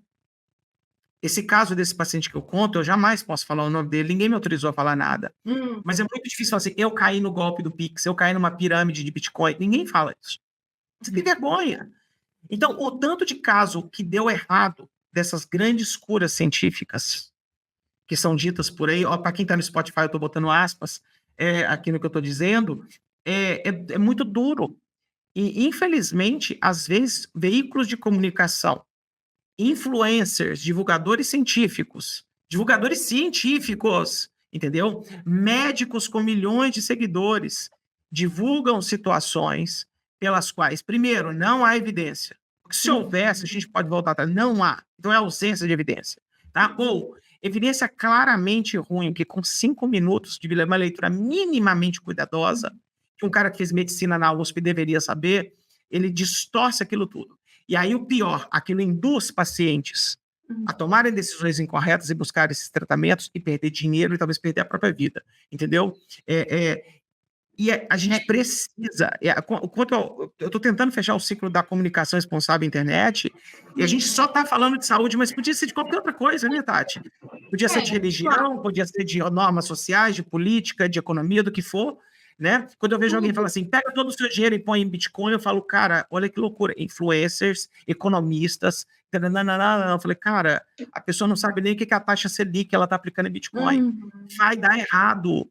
O Bitcoin é para quem conhece o todo, né? Ela entende todo o ecossistema de finanças. E às vezes, em ciência, infelizmente, eu vou me gabar agora, eu e a Lu, às vezes algumas coisas estão até fora do artigo científico. Há pouco tempo atrás, Tati, Lu, teve a tal notícia que gatos causam esquizofrenia. E aí, todo mundo encheu o saco, a gente foi lá ler. Primeiro a gente achou meio bobinha a mensagem, mas o negócio começou a escalar, falou, vamos ler o paper todo. Aí nós pegamos, nós vamos ler. Aí eu falei, Lu, tá estranho esse paper. Nós precisamos ler os suplementos do paper, que não estavam no artigo original. Aí a Lu mandou uma mensagem para o autor do paper, a gente não conseguia pegar. O autor, no dia seguinte, retornou com os suplementos. E com suplementos, gente, é o apêndice, é uma parte extra dos dados. E ali a gente conseguiu falar assim, cara, faltou uma frase no texto falando que a maioria da ciência que fala que gato causa esquizofrenia vem de dados transversais, que a gente não pode fazer essa afirmação. E, de fato, às vezes o jornalista foi lá e leu o texto inteirinho e falou, eu não tenho o que falar contra isso aqui. E aí, Léo, e os bastidores aqui, que ninguém também sabe, né? Eu lhe mandei um e-mail muito educado para o autor pedindo e falando, eu estou tendo dificuldade de interpretar o artigo, eu queria ler os suplementos para conseguir interpretar, né? E aí ele me respondeu assim, não, eu te agradeço, está aqui os suplementos, ele me deu, e comentou comigo assim, eu te agradeço, tipo assim, como eu falei que eu estava com dificuldade de interpretar, e era verdade que eu queria ver as tabelas completas, não estava questionando nada, ele falou assim, outros pesquisadores devem ter pedido para ver e identificaram um erro. Ele falou assim, a gente identificou um pequeno errinho de análise e já estamos corrigindo. Em breve eu te envio a correção, mas a gente vai publicar a correção, porque a gente já identificou pequenos detalhes que merecem ser corrigidos. Então, assim, é a ciência se autocorrigindo com o próprio autor, porque tudo bem, nós somos seres humanos, erramos, e assim que alguém comunica assim, tem alguma coisa esquisita, que olha de novo, vamos refazer para falar assim, o que se realmente estava errado ou não, porque primeiro se checa. Então, assim, é legal isso, e isso antes de checar, né, sei lá, já tá assim, né, todo mundo já, o que eu faço com o meu gato, onde eu ponho meu gato, abandono o gato. Porque onde alcança a sociedade civil é na mídia social. E o que o brasileiro mais faz na mídia social, quando o brasileiro entra, eu tenho anotado que eu fui ver os dados. O que você faz? Mas, assim, mais de 80% fala entretenimento. E aí, na entrevista que eu vi, numa das matérias que eu vi, falava assim, eu tô cansado, trabalhei o dia inteiro, tô no ônibus, eu vejo no ônibus. E é um pouco a realidade, assim, do Brasil, digamos, né? Aí, o que confunde, acho que também é uma coisa, um detalhe importante, não só para saúde, ciência, para tudo, mas que confunde as pessoas. Se você inconscientemente entende mídia como entretenimento, na sua fuga, na sua busca por se divertir, quando uma coisa importante acontece, as pessoas não ligam não atenção. Então, assim, a motivação pela qual as pessoas chegam na mídia é um detalhe importante, tem pesquisa sobre isso. Tem também, assim, o fato de que é muita informação, aquele negócio de infodemia, e aí, no meio de tanta coisa, assim, como faz para ser mais assertivo? A comunicação assertiva, tal, vai depender muito da gente que propõe as notícias, de vocês, divulgadores, de todo mundo que se expressa nesses veículos, fazer algo honesto e legítimo, mas também de todo mundo que consome começar ativar um pouquinho, assim, questionamentos, né? Será que, nossa, será que eu, mente gato? Mas eu tenho gato há tanto... Tem gente que tem gatinho, gente. Como é que... E a pessoa tá viva lá, porque tem gatinho. Será que é isso mesmo, né? Demanda, acho que, assim, eu tento sempre, né, quando falo de posicionamento, falar da nossa responsabilidade de quem se posiciona, mas também de quem consome o que a gente traz, de fazer o exercício crítico. Porque isso pode determinar, no meio de tanta dificuldade que a gente tem de assegurar que o estudo foi lido corretamente, o estudo foi lido, ou realmente aquela evidência identificada é para aquele desfecho, porque eu já vi gente falar, mas tem evidência. O que você tem? Eu tenho síndrome de pânico, mas a evidência para esse desfecho é outra. Eu tive que... Eu falei, aí a pessoa falou, você é médica? Eu não sou médica, mas... Por quê?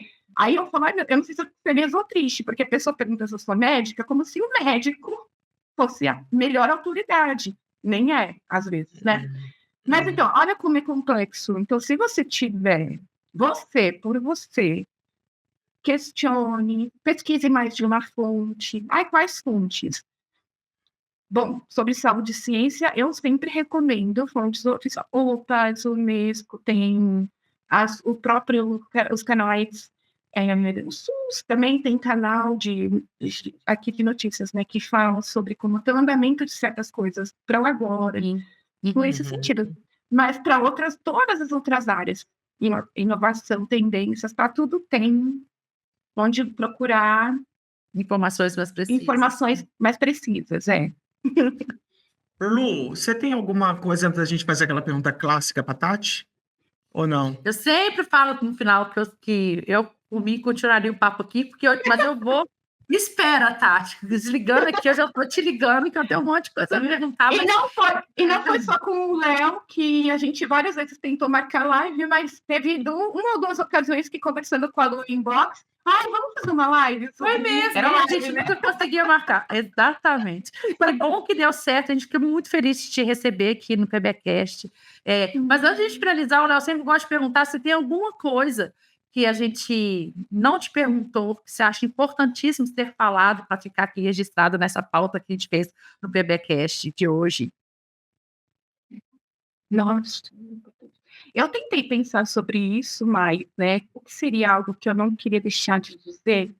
Eu acho que pela primeira vez eu fui contemplada em poder me expressar em tudo que eu entendia ser importante pelo convite, sabe? Fico muito agradecida por isso. Então, eu acho que o que eu posso deixar como algo, talvez, sei lá, que toque alguém, assim, é que eu vou enfatizar, na verdade, né? Ninguém é obrigado, ninguém tem que nada ao se posicionar, mas quando a gente deixa de também se posicionar, abre espaço para que qualquer pessoa se posicione. Eu acho que uma das problemáticas que não só na saúde e na ciência, mas eu vou reforçar nisso, porque eu acho que é muito importante, é isso.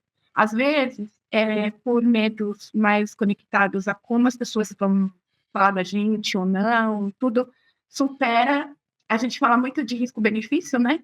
Então, avalie, né, o risco-benefício, claro, pessoal seu, mas não se esqueça que se a gente quer uma sociedade melhor, menos conflituosa aí sobre os dados e as informações, eu sou muito a favor de quem tem condições, queira e que está disposto, né, a fazer isso com responsabilidade, lembrar que se você quer, né, procure ajuda, faça, né, e também se não quer, tudo bem, né, mas a gente, quando não faz, talvez, algumas vezes me procuram perguntando assim, eu estou te procurando para fazer consultoria, mas eu acho que o que eu tenho para falar não é importante, tudo é importante, tá, para alguém. E assim, na internet, isso é muito real. Até aquela coisa, alguém vai tocar alguém. É isso. Muito legal, Paty, muito legal. Tati, onde as pessoas podem te encontrar, suas redes? A gente vai colocar na descrição do vídeo e aqui do Spotify, mas se você puder dizer uma ou duas, os canais onde as pessoas te encontram para comprar seus serviços ou para conhecer melhor o que você faz, tá? Por favor. Eu vou falar uma coisa que já é uma dica de graça, assim, para quem está se posicionando. Pessoal, amores, quando você for se posicionar, escolha um nome e adote tudo em todas as mídias igual, porque isso, você vai palestrar um dia, aí alguém vai achar incrível sua palestra, é a Tati Maeda. Aí ele vai digitar Tati Maeda lá e vai achar. Vocês podem digitar Tati Maeda. Vocês vão achar tudo. Recentemente, inclusive, estou até no TikTok, que é uma coisa. Que legal, que bacana. Mas no Instagram eu sou bastante ativa. Tati Maeda. E aqui também, Tati Maeda. Legal, nós vamos colocar aqui na descrição do vídeo se alguém tiver dúvida por como escrever isso aí, tá bom? Luluzinha, onde as pessoas te encontram, meu amor? Eu tô aqui no PBcast, lá no Instagram, Lucila Costa. Lu, mantra segue. Se você não seguir esse canal do YouTube ou não seguir a gente no Spotify, eu desejo tudo de pior na sua vida.